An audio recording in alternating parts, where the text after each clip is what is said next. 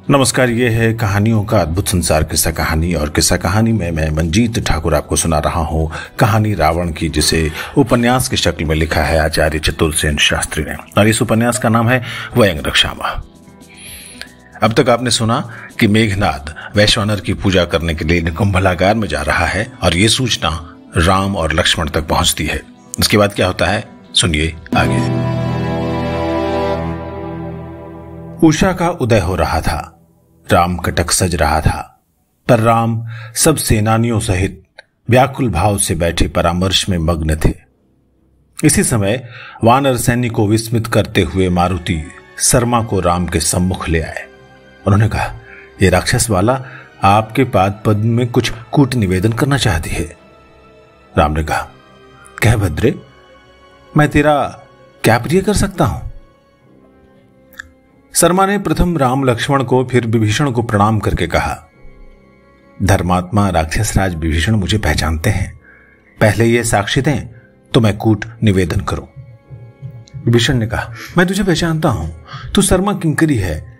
मुझे स्मरण होता है तू अशोक वन की रक्षिका राक्षसी सैन्य की अधिष्ठात्री है। और वैदेही की किंकरी भी, शर्मा ने जोड़ा। यह मैंने भी सुना था। भगवती से सौहार्द रखने के कारण राक्षसेंद्र की दर्शना भी पा चुकी है। तो राघवेंद्र प्रसन्न हो और किंकरी के वचन पर विश्वास करें। क्या मैं यहां सबके समक्ष कूट निवेदन करूं? शर्मा ने कहा। राम मुस्कुराए, कह भद्रे, ये सब हमारे विश्वस्त सेनापति हैं। शर्मा ने कहा, तो रथिंद्र मेघनाद इस क्षण एकाकी निकुंभला यज्ञागार में वैश्वानर की पूजा कर रहा है। राघवेंद्र साहस करें तो इसी क्षण उसका निरस्त्र वध कर सकते हैं। बस ये क्षण चूके तो चूके। ये सुनते ही सौमित्र उछलकर खड़े हो गए। उन्होंने कहा, हे कल्याणी, क्या तू निकुंभला यज्ञागार का मार्ग जानती है? क्या तू मार्ग बताकर अपना अनुग्रह शतगुण कर सकती है?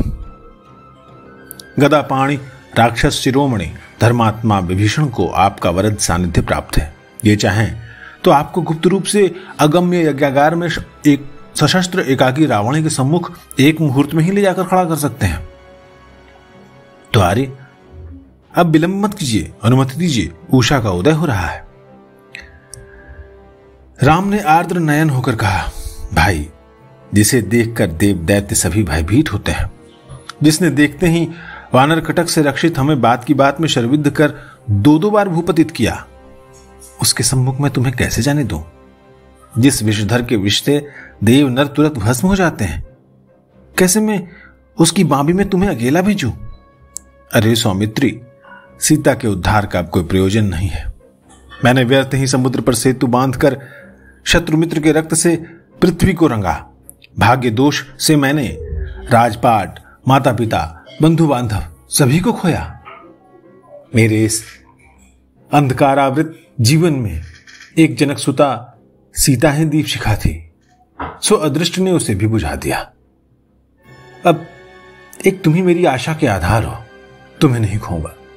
चलो सौमित्र, वन को लौट चले। लक्ष्मण ने कहा, आर्य, ये कैसे वचन मैं आपके मुंह से सुन रहा हूं? लंका का सौभाग्य सूर्य डूब गया। लंका के जगत जयी सुभटों के शवों को गिद्ध श्रृगाल खा रहे हैं। लाइए देवास्त्र, मैं अभी इसी क्षण नराधम मेघनाद का हनन करता हूं। विभीषण ने अब धीर स्वर में कहा, राघव, सौमित्र ठीक कहते हैं, मैं उनके साथ हूं, आप चिंता न करें। शर्मा का कूट निवेदन बहुमूल्य है।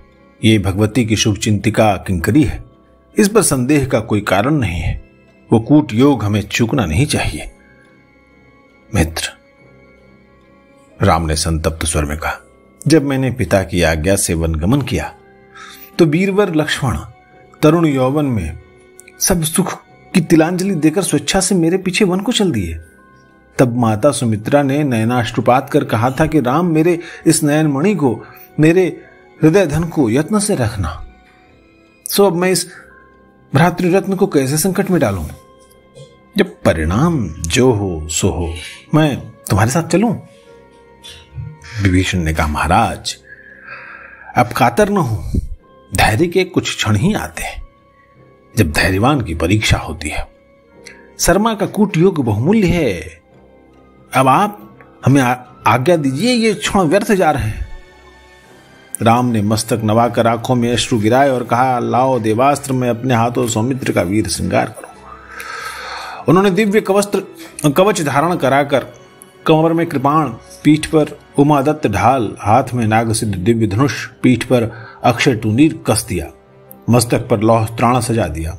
सौमित्र ने राघवेंद्र की प्रदक्षिणा करके साष्टांग दंडवत किया और कहा, आर्य आशीर्वाद दीजिए, मैं आज उस दुर्धर्ष शत्रु का संहार करूं। भाई, जैसे पीठ दिखा रहे हो वैसे ही मुंह दिखाना। जिस रक्षेंद्र विभीषण, मेरे जीवन और मृत्यु तुम्हारे हाथ है, मैं अमूल्य रत्न तुम्हें सौंपता हूं। और क्या कहूं मातली, सौमित्र को ले जाओ और ऐसे ही लिवा लाना। इतना कहकर राम विकल भाव से उद्विग्न मन खड़े रहे। सौमित्री और विभीषण दिव्य देवरथ में बैठे द्रुत गति से नुकुंभला यज्ञगार में नील पद्म की मंत्रपूत आहुति देते हुए यज्ञ दीक्षित रावणी का निरस्त्र वध करने चल पड़े। कनकलंका में आनंदोत्सव होने लगे, दुंदुभियां गड़गड़ाने लगी, वीर वाहिनियां सज सज कर चतुष्पदों पर एकत्र होने लगी, घर घर बाजे बजने लगे। आज का प्रभात लंका में आशा आनंद के प्रवाह को लेकर आया था। वीरेंद्र राम को मारेगा, लक्ष्मण का भी वध करेगा, राक्षस दल वानर कटक को मार मार कर समुद्र के अतल तल में डुबो देगा।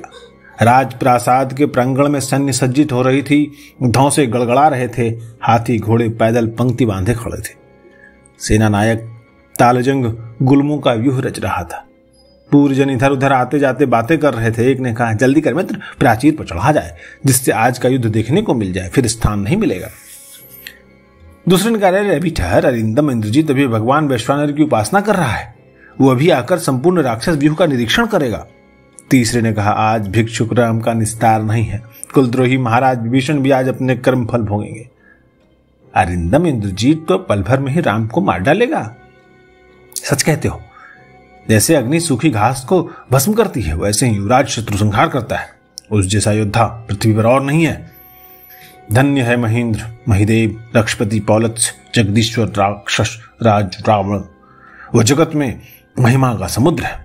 कहो भला, पृथ्वी तल और किसका ऐसा वैभव है? परंतु भिखारी राम ने इस रत्नमयी लंका को विधवा बना दिया। देखा, समुद्र तीर पर पर्वत के समान कुंभकर्ण महाराज समर भूमि में पड़े हैं। भला इस बात की कोई कल्पना कर सकता था?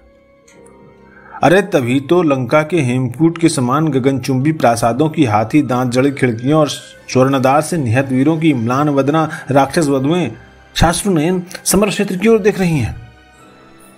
एक ने कहा, हाँ भाई, सच है, लंका की भांति वैभव इस लोक में भला कहां था, पर जगत में स्थिर कौन है? सागर तरंग की भांति एक वस्तु आती है और दूसरी जाती है। चलो चलो भाई, देखें, अब तो प्राचीर पर नरमुंड दिखने लगे हैं।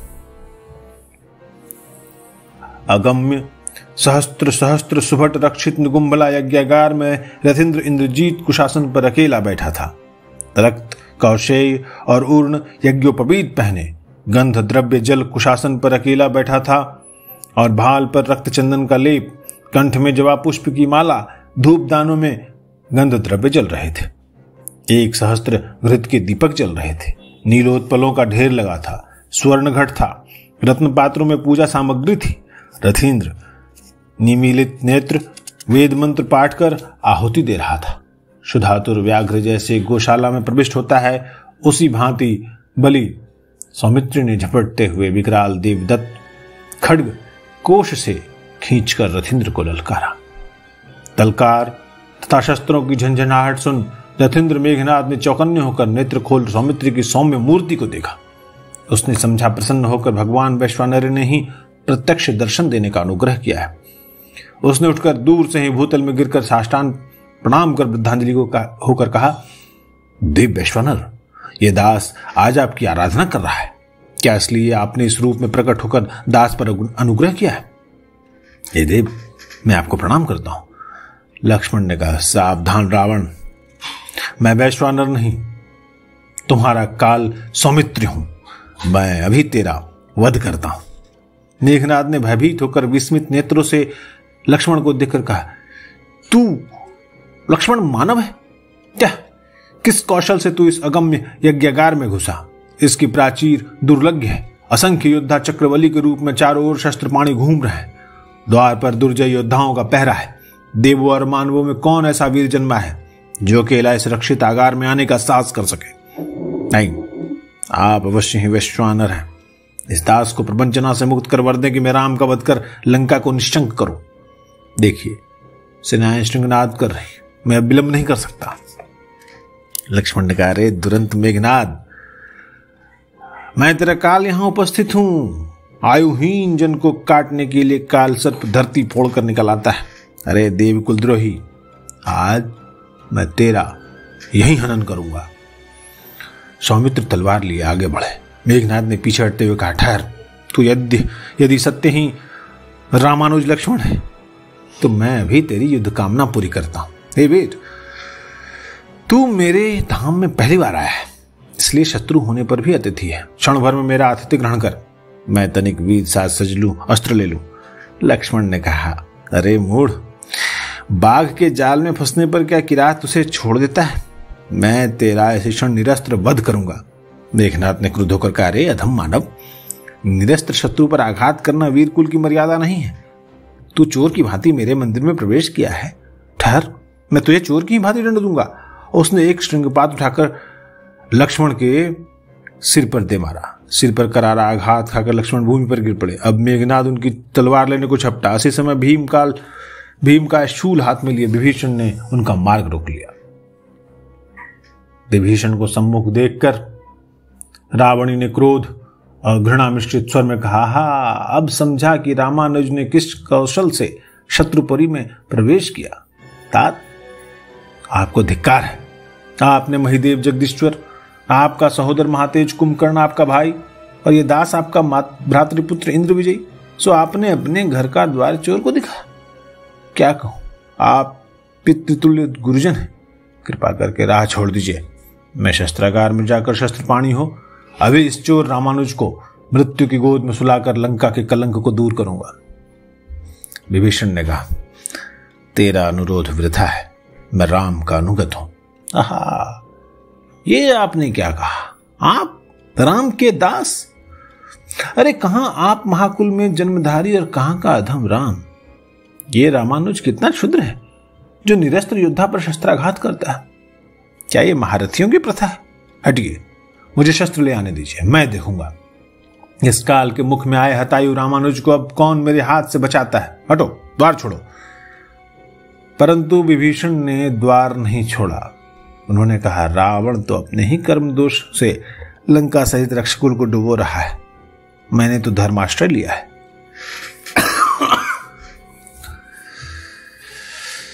इसके बाद मेघनाद और विभीषण में क्या होता है और लक्ष्मण क्या करते हैं, सुनिए अगले एपिसोड में। आप सुन रहे थे व्यंग रक्षा में, मैं मंजीत ठाकुर सुना रहा था आपको रावण की कहानी।